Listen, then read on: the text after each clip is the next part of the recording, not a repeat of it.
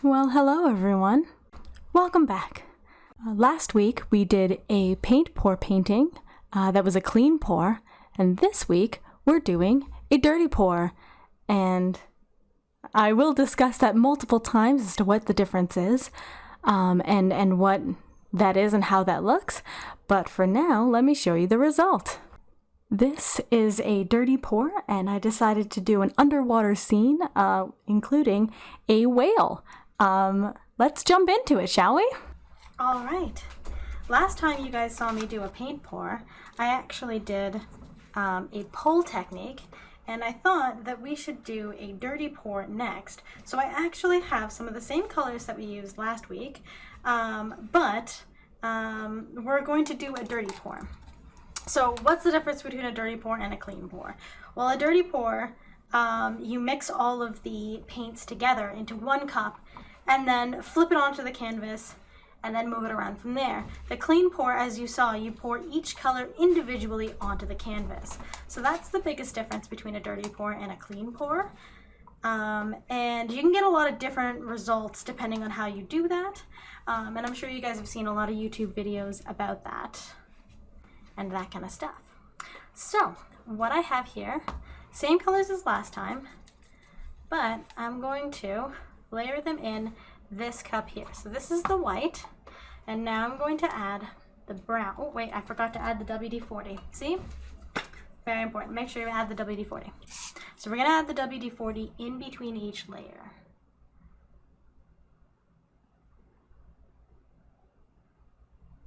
I'm just pouring that right in there.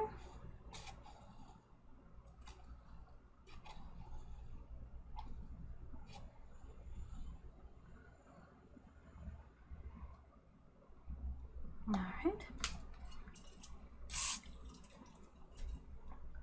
And then I've got my green here.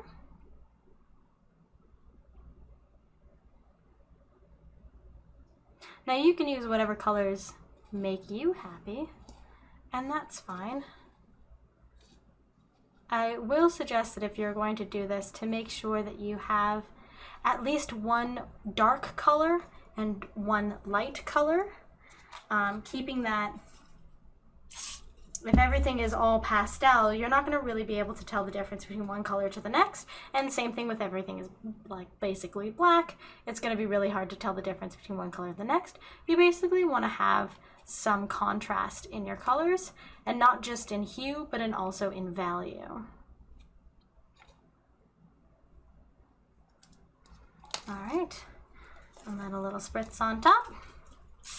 There we go. And now you can see that this cup is, I don't think I can show you, but this cup is about half full. And now I'm just going to take my canvas, place it on top, and flip it over. And now I'm just going to let everything kind of fall out, and you can see some of it spilling out, and it's kind of moving the cup, and that's fine. Just going to let that happen. Line this back up for you guys. There you go. And everything should be good now, so I'm just going to... Now some people pierce this so that it's easier for it to come out. I don't. I find that I can just lift it up. And there you have it. And now we can just move it about, making sure to get it to spill over every single corner.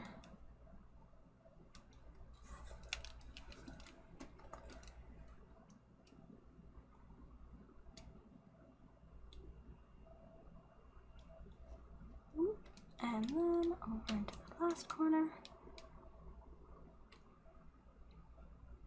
I can already see I missed this corner a little bit, so I'm just gonna pick up some of the extra paint and let it drip off.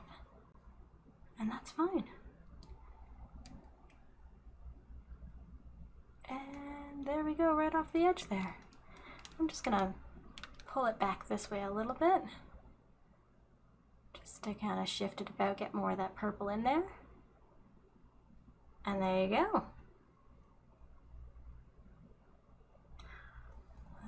There you go.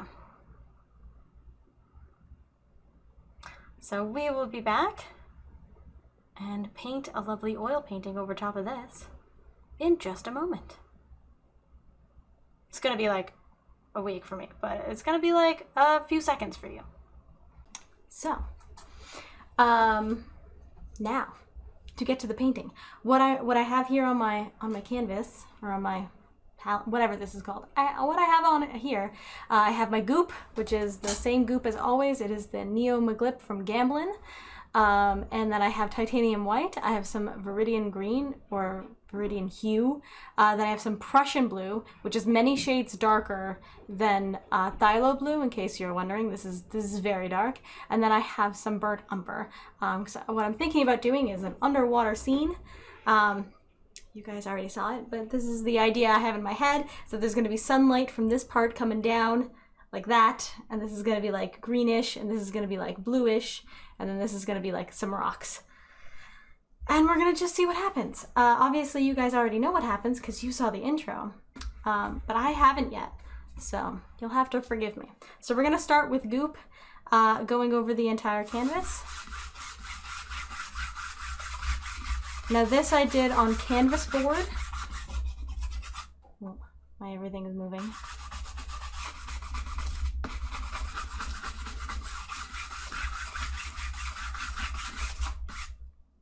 Just everything's moving today.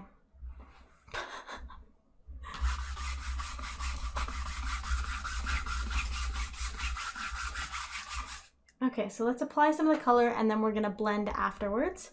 So I'm going to start with the green, and I'm just going to add the green because this purple is pretty purpley, and I kind of don't want it to be so purpley. So I'm gonna blend afterwards. Don't worry.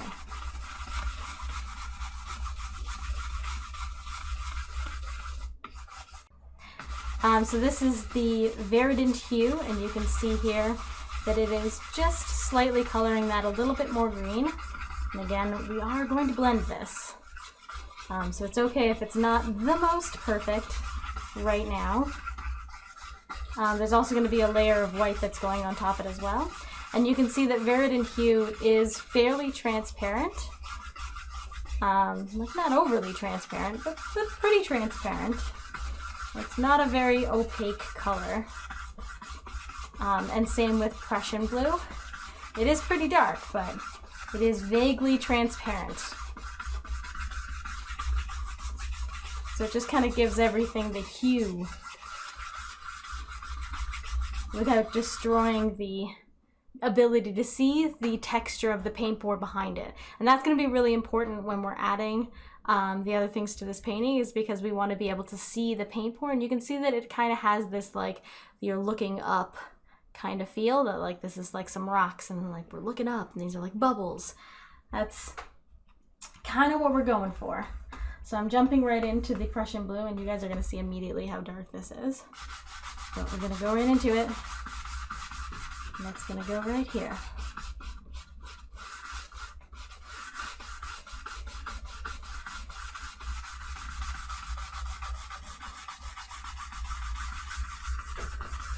So you can see it's already many shades darker, but that's okay. We're just going to kind of get it in the places that we want.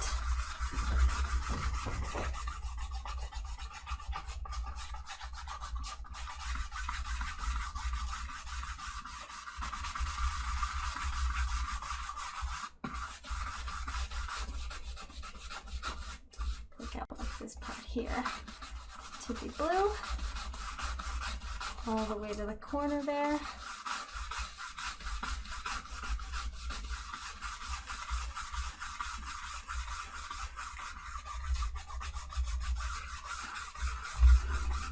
Oh, I hit the camera. I'm so sorry.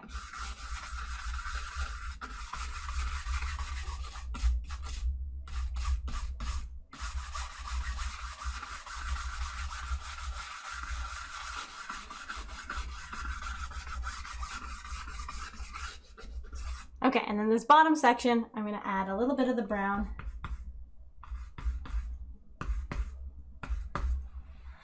And that will just brown up this bottom section here. There is obviously a little bit of blue still in my brush and a little bit of green. So it's going to give that brown a little bit of blue-green kind of color, which is fine. And now that we have the color on, we're going to use a clean dry brush. This brush, perfectly clean, super dry, nothing is done. If you don't have two 1-inch brushes, you can use a 2-inch brush to do the previous stage and then use a 1-inch brush for this, or vice versa. You can use a 2-inch brush for the blending and a 1-inch brush for the putting on. That's fine. I happen to have two 1-inch brushes, so that's what I'm using.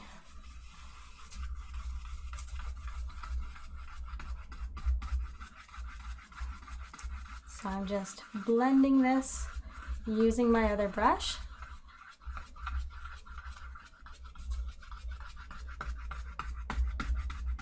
Just trying to make all of the colors kind of go together so that it looks like a smooth transition from one color to the next, as opposed to just like starkly, oh, that's where this color ends and that's where this color started. We want it to be a nice smooth transition.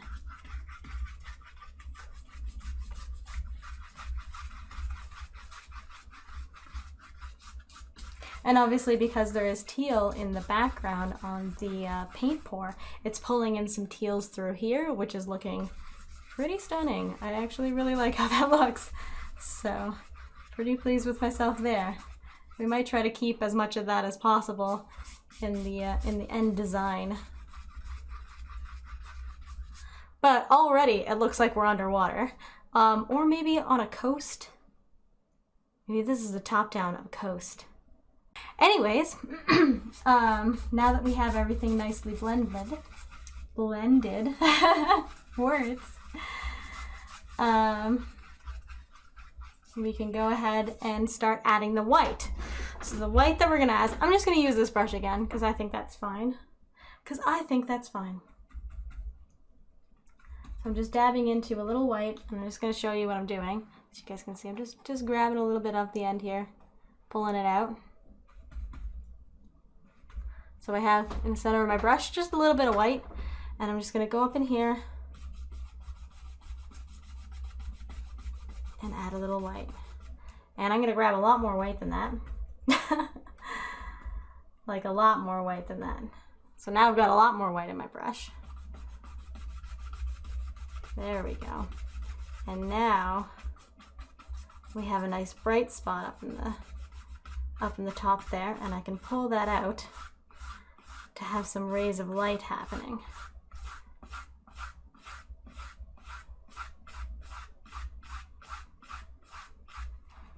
And now this canvas is not perfectly smooth because of the paint pour underneath it, and as a result it's adding a lot of texture right here. I don't think you guys can see it, but I know it's there, and maybe if I brighten it up you'll be able to see it.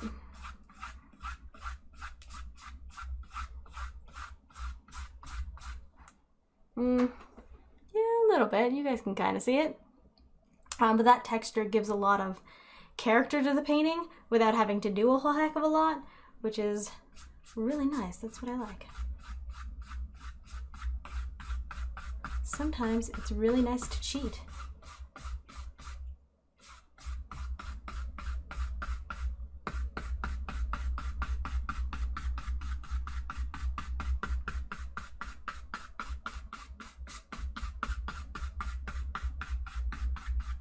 All right, now we have some rays of light coming down. I wonder if I can zoom in and show you. And then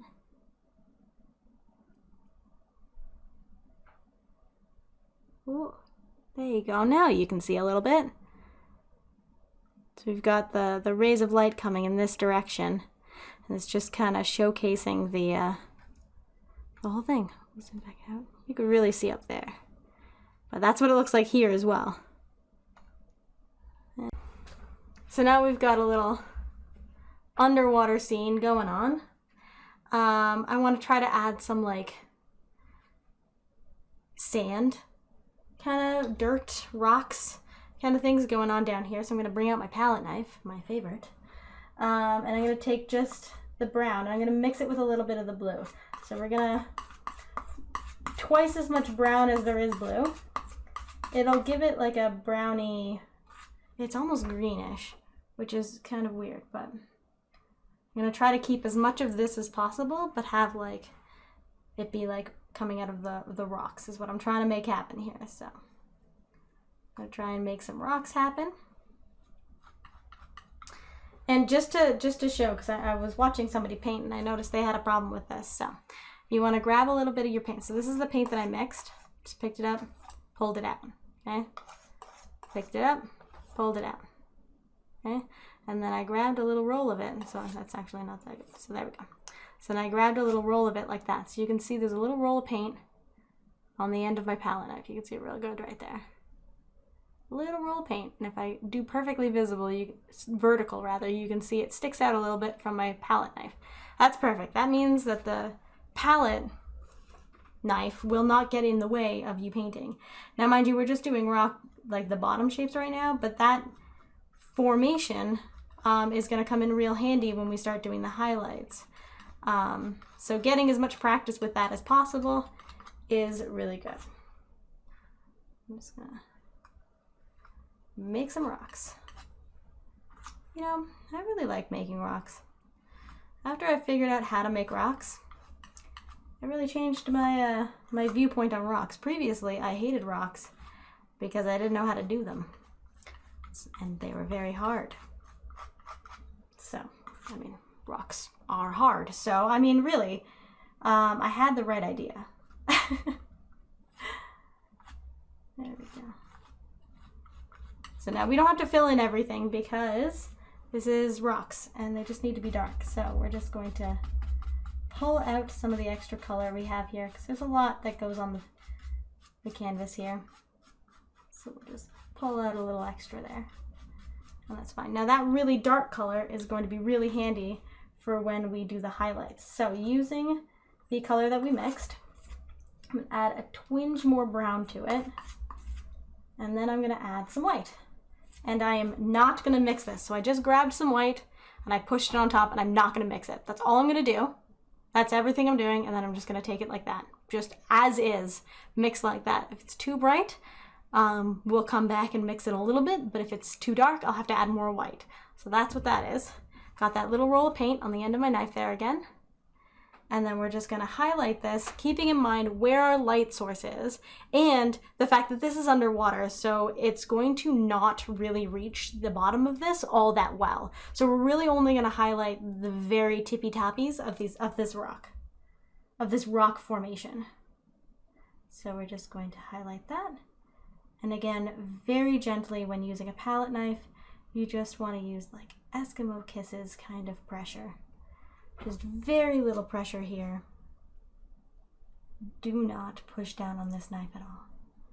You just want it to be letting it take just the tiniest, itty-bittiest amount, and that's more than enough.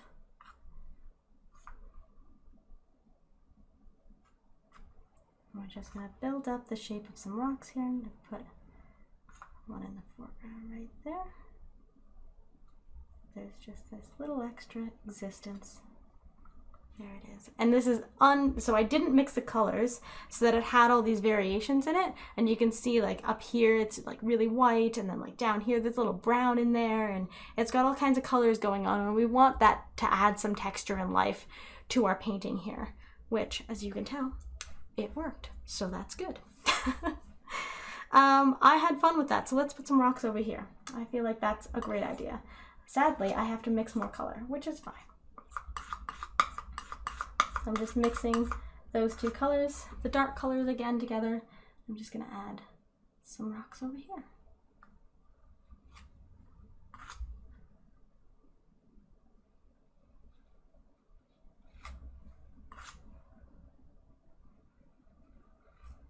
And now I'm just really worried about the overall shape on the outside of these rocks because we're going to be once again using the brush to pull out the color.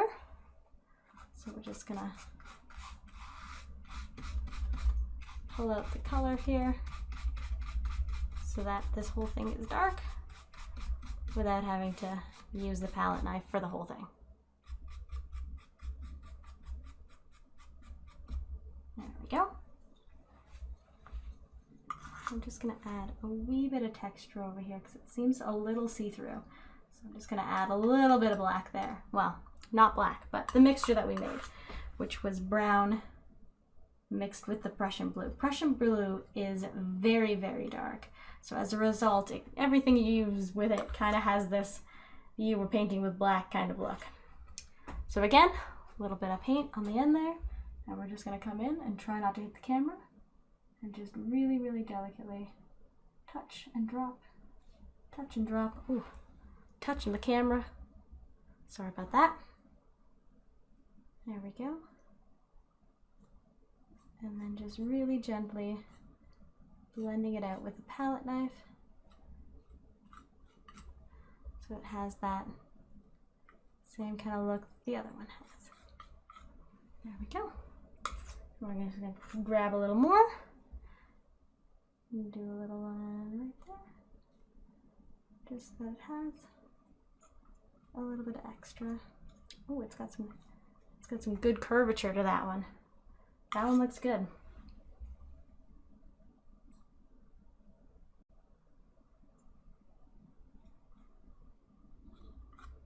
There.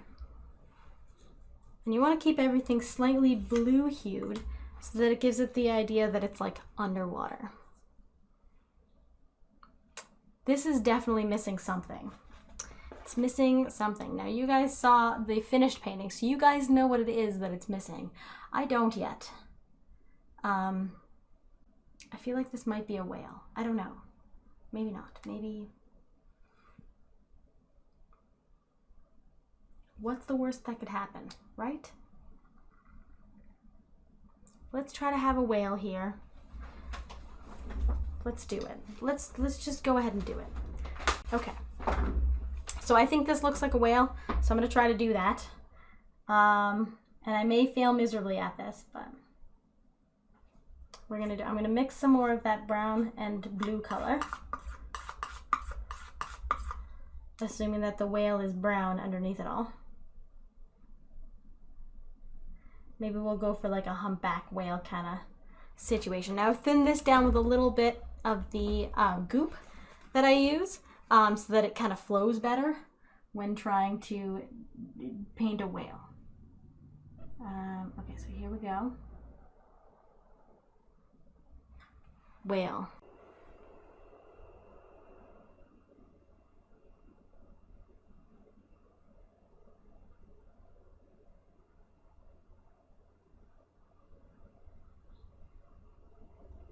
Now this part would theoretically take knowledge of what a whale looks like.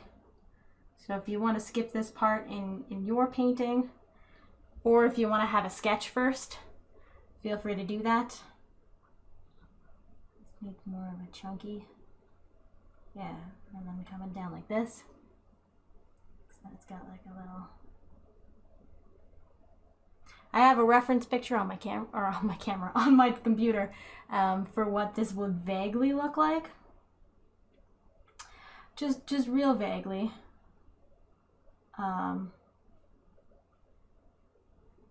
Not really 100% sure on everything here, but just sketching it out as we go.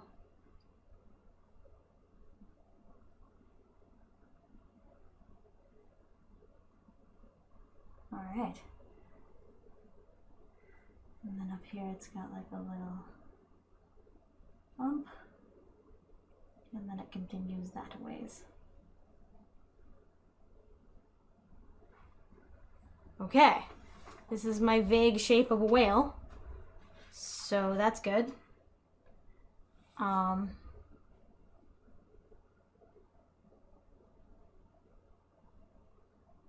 They've got like these lines.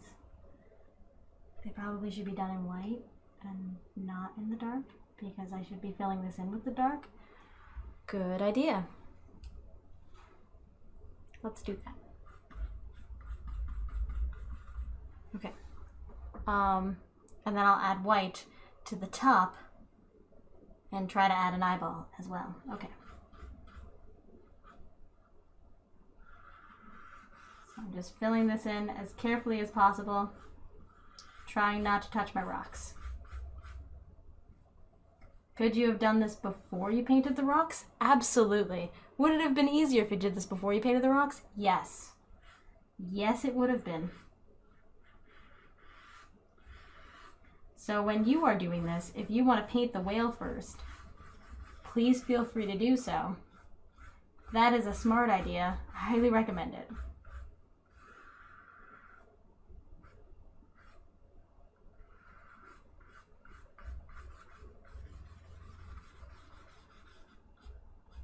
Okay. I'm just going to try to fill in some of the parts that I was a little afraid of messing up the edging on, so I didn't do. And also couldn't get too close to these rocks. So I'll have to fill that in. There we go. And then blend this part a little bit.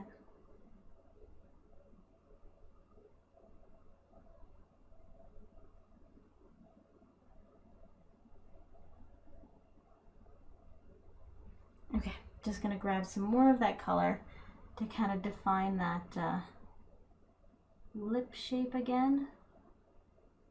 Kind of does that.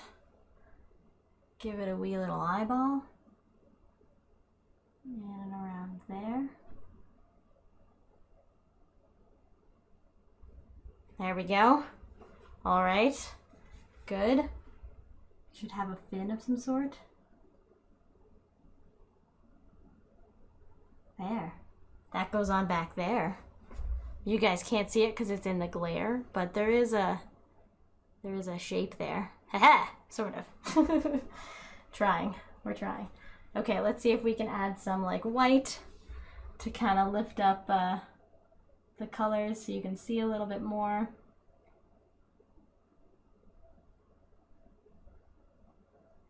See if we can kind of get that like.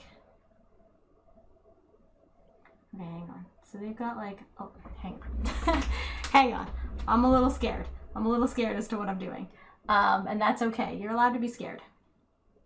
Let's lighten the belly a little bit because they always have lighter bellies.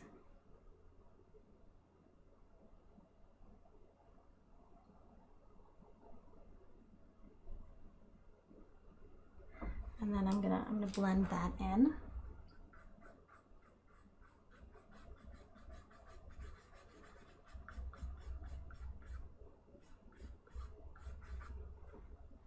Apparently I'm just going to blend it away, so we're going to add it back in.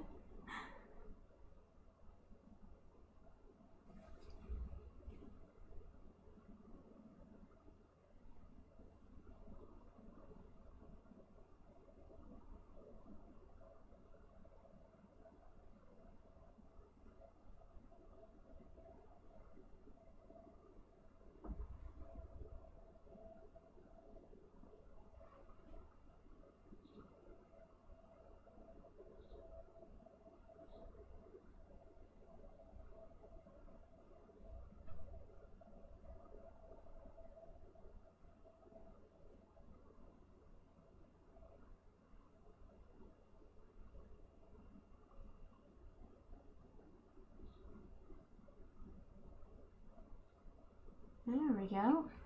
So now we have a light belly on our whale here. Just looking pretty snazzy. I'm gonna go back into the dark color just to give that. There we go. Give that a little more existence.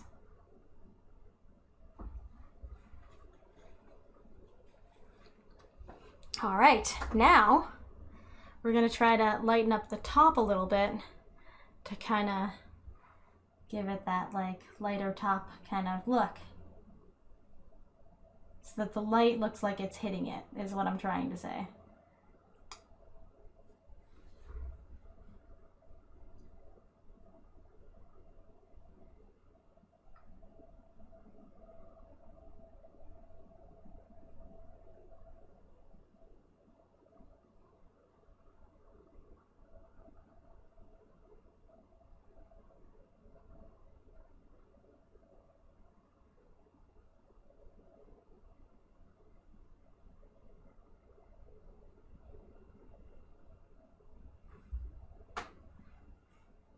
I'm trying to just go back and forth and kind of wiggly shapes to try to give it that like marbled look.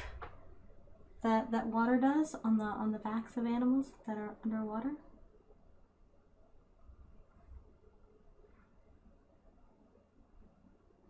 I'm no expert in doing this. I'd like to point out that my expertise stopped after we did the rocks. That's okay. I felt like this needed a whale, and this just goes to show that, you know, you gotta try things sometimes, and if they don't work, that's okay.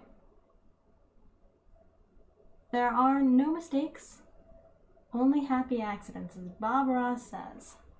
So we're just gonna kind of go with it and make things happen. And if we don't like it, we'll just go over it, and it'll be nice and light, and everything will be fine.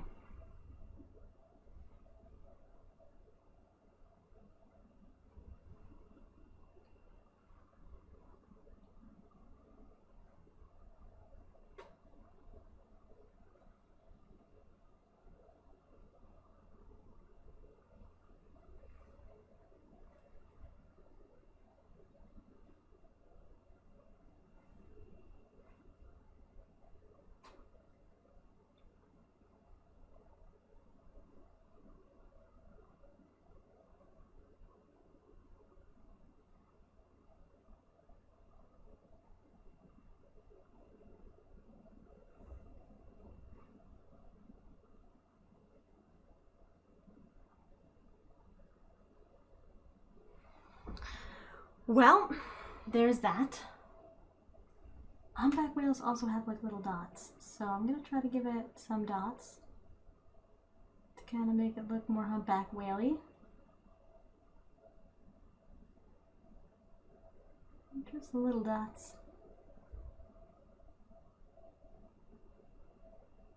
Because they got them. They got those dots.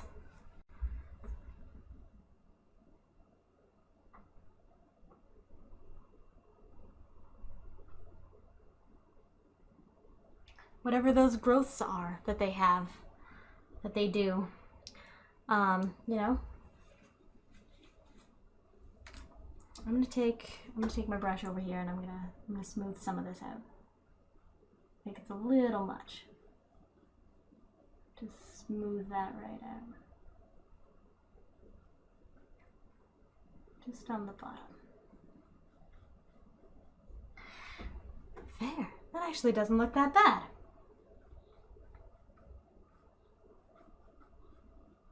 Alright, whale! We have successfully painted a whale. That's the first time I've done that, so don't be afraid of doing things for the first time. Why don't we add some bubbles that are specifically coming up for the whale? That would make sense. Their blowholes are like here, right? I guess. I think. It would be out of its blowhole, right?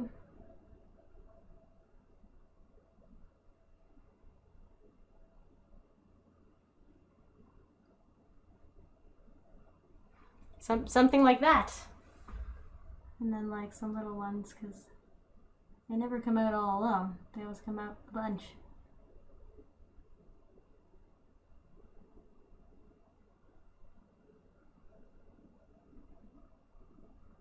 There we go. That one's actually a bubble. A for real bubble.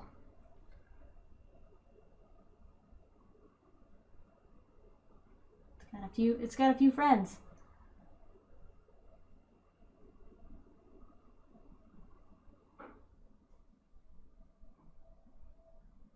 There we go. And there it is. That is an underwater painting. And this was a dirty pour done with some lavender, which is completely gone, some teal color, which you can still see, and then this brown color, which we emphasized so that we could have that brown there. We then did some rocks, and I hope you really enjoy this painting.